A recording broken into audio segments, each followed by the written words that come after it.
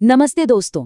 आज के इस खास एक्सप्लेनर में हम एक ऐसी खौफनाक और अकल्पनीय दुनिया में गोता लगाने वाले हैं जहां अंतरिक्ष से आई एक रहस्यमयी ताकत एक हंसते खेलते परिवार को पूरी तरह तबाह कर देती है। हम देखेंगे कि कैसे एक अजीब सा रंग न सिर्फ प्रकृति को बल्कि इंसानी शरीर और दिमाग को भी भयानक तरीके से म्यूटेट कर देता है। तो चलिए बिना किसी देरी के सीधे इस खौफनाक सफर की शुरुआत करते हैं। तो इस पूरे घटनाक्रम को हम 4 हिस्सों में समझेंगे। पहला, एलियन उल्कापिंड का गिरना। दूसरा, प्रकृति का विनाश। तीसरा, इंसानी म्यूटेशन। और आखिर में संपूर्ण कॉस्मिक तबाही। चलिए आगे बढ़ते हैं। अब देखिए, आगे बढ़ने से पहले हमें कॉस्मिक हॉरर को समझना होगा। ये कोई आम भूत प्रेत वाली कहानी नहीं है। यहाँ खतरा एक ऐसी अजीबोगरीब वास्तविकता को मोड़ने वाली एलियन ताकत है जो हमारी और आपकी समझ से बिल्कुल परे है। ये कॉन्सेप्ट दिमाग में रखना बहुत ज़रूरी है क्योंकि आगे इस फार्म हाउस पर जो होने वाला है ना, वो हर लॉजिक से बाहर है। तो हमारा पहला भाग है द एलियन मीटियोराइट लैंड्स। यहीं से इस भयानक कहानी की शुरुआत होती है। जरा इस भयानक कॉन्ट्रास्ट को देखिए। एक तरफ गार्डनर परिवार की शांति जिंदगी थी। लविनिया अपनी बीमार माँ को बचाने के लिए हीलिंग मैजिक कर रही थी, और फिर अचानक बूम, एक बैंगनी रंग का चमकता हुआ बादल उतरता है। एक उल्कापिंड जमीन में धंस जाता है जिससे बेहद सड़ी हुई बदबू आ रही है। छोटा जैक तो सदमे में बिल्कुल सुन्न पड़ जाता है। मतलब वो लोग जिस शांति के लिए वहां आए थे ना, वो पलक झपकते ही एक डरावनी सच्चाई में बदल गई। अब इस टाइमलाइन पर गौर कीजिए। ये एलियन ताकत कितनी तेजी से फैलती है, ये सच में डरावना है। पहली ही रात उल्कापिंड गिरता है और उसी रात जब हाइड्रोलॉजिस्ट वार्ड पानी चेक करता है तो उसकी टेस्टिंग स्ट्रिप तुरंत गहरे बैंगनी रंग की हो जाती है। और सबसे अजीब बात, अगली सुबह तक वो उल्कापिंड वहां से रहस्यमयी तरीके से गायब हो जाता है। इससे पहले कि कोई समझ पाए कि हो क्या रहा है, तबाही शुरू हो चुकी थी।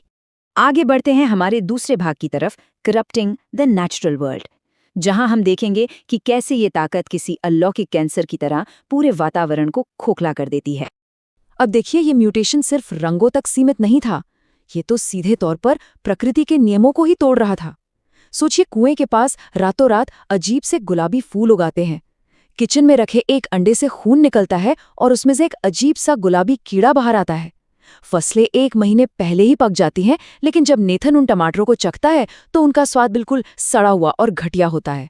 और फार्म के जानवर, वो ऐसी भूख से तड़प रहे हैं जो कभी शांति नहीं होती। ये ताकत सच में पूरे फूड चेन को अंदर तक जहरीला बना रही थी। और इसी बीच हाइड्रोलॉजिस्ट वार्ड लवीनिया और वहां रहने वाले इज़रा नाम के एक बुजुर्ग को एक सख्त चेतावनी देता है। वो बताता है कि पानी पूरी तरह से दूषित हो चुका है और पीने लायक बिल्कुल नहीं है। जमीन के पानी में जो ये रंग घुल रहा था ना, ये साफ इशारा था कि ये जहर बहुत जल्द पूरे गार्डनर परिवार के शरीर तक पहुंचने वाला है। अब आते हैं तीसरे और सबसे खौफनाक हिस्से पर, म्यूटेटिंग द ह्यूमन फॉर्म। क्योंकि अब ये जहरीला माहौल सीधे परिवार के शरीर और दिमाग पर वार करने वाला था। इस बॉडी हॉरर को थोड़ा करीब से देखते हैं। शुरुआत में तो बस परिवार का बर्ताव अजीब होने लगता है, उन्हें अजीब सी आवाजें सुनाई देती हैं, समय का कुछ पता नहीं चलता। लेकिन फिर वो पल आता है जो सच में रोंगटे खड़े कर देता है। टेरेसा और जैक पर वो अजीब सी रोशनी एक बिजली की तरह गिरती है और नतीजा, एक माँ और उसका बेटा बेहद भयानक तरीके से पिघलकर एक ही शरीर में जुड़ जाते हैं। उन्हें सूरज की रोशनी से तकलीफ होने लगती है। मतलब ये म्यूटेशन का सबसे डरावना और विभत्स रूप था। और हाँ, ये सब सिर्फ इंसानों के साथ नहीं हो रहा था, उनके पाले हुए जानवर भी पूरी तरह से बदल चुके थे। वो सब आपस में मिलकर एक बहुत ही खौफनाक, खून से सने और चीखते हुए मॉन्स्टर में बदल जाते हैं। जानवरों का इस तरह से आपस में जुड़ना बिल्कुल वैसा ही था जैसा टेरेसा और जैक के साथ हुआ। इससे एक बात तो साफ थी कि ये एलियन रंग हर जिंदा चीज को शारीरिक रूप से एक दूसरे में पिघलाकर मिला रहा था।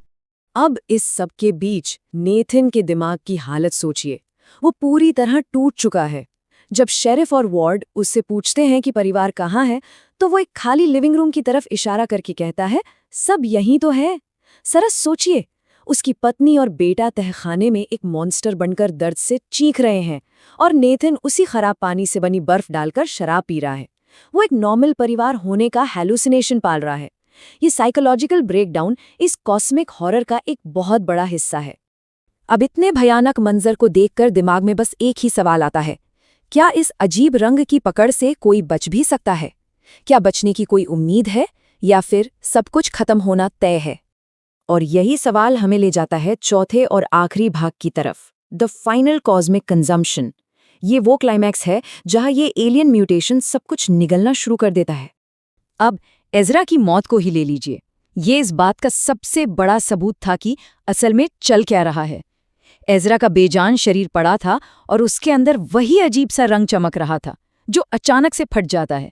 मतलब ये बात बिल्कुल सच साबित हो गई कि वो रंग सिर्फ पानी में नहीं था, वो तो एक जिंदा एलियन ताकत थी जो इंसानों को अंदर से बाहर की तरफ खा रही थी।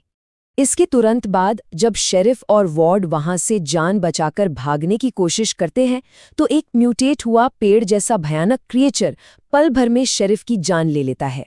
ये दिखाता है कि पुलिस या अथॉरिटी भी इस ताकत के सामने पूरी तरह बेबस थी। अब पूरा का पूरा वातावरण ही इंसानों का दुश्मन बन चुका था। और फिर जो लवेनिया के साथ होता है ना, वो कॉस्मिक हॉरर की परिभाषा को सच साबित कर देता है। लवेनिया सिर्फ मरती नहीं है, वो उस रंग के एक भयानक बवंडर के अंदर खिंच जाती है। उस पल वार्ड की आंखों के सामने किसी दूसरी ही दुनिया का खौफनाक मंजर उभरता है, एक एलियन दुनिया। लवेनिया का शरीर बिखर जाता है और वो उस समझ से परे एलियन डायमेंशन में समा जाती है। और फिर ये तबाही अपने चरम पर पहुंचती है। नेथन को गलती से शेरिफ की गोली लग जाती है, फिर एक बहुत बड़ा धमाका होता है। पूरा का पूरा घर, वो फार्म, सब कुछ जलकर एक सुनसान और बंजर राख के मैदान में बदल जाता है, जैसे किसी ने उस जगह का वजूद ही मिटा दिया हो। और फिर वो रंग अचानक से गायब हो जाता है, परिवार का नामो निशान तक नहीं बचता। इस पूरी खौफनाक प्रलय के बाद सिर्फ एक इंसान जिंदा बचता है जो ये कहानी बता सके, हाइड्रोलॉजिस्ट वार्ड। वो इस पूरी घटना का अकेला गवाह है, लेकिन उस एलियन दुनिया का जो मंजर उसने देखा और जिस तरह गार्डनर परिवार को खत्म होते देखा ना, उसका खौफ वार्ड के दिलो दिमाग पर हमेशा के लिए छप चुका है। कहानी का अंत हमें एक बहुत ही बेचैन करने वाले ख्याल के साथ छोड़ जाता है। कुछ समय बाद जब नए डैम का पानी टेस्ट किया जाता है तो सब कुछ नॉर्मल निकलता है। वार्ड अब भी उस पानी को कभी नहीं पिएगा।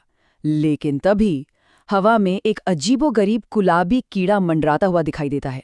क्या ये कॉस्मिक हॉरर सच में खत्म हो चुका है, या अंतरिक्ष का ये भयानक दुस्वप्न फिर से लौटने के लिए बस सही वक्त का इंतजार कर रहा है? आज के इस एक्सप्लेनर में बस इतना ही। हमारे साथ जुड़ने के लिए बहुत बहुत शुक्रिया और सीखते रहिए।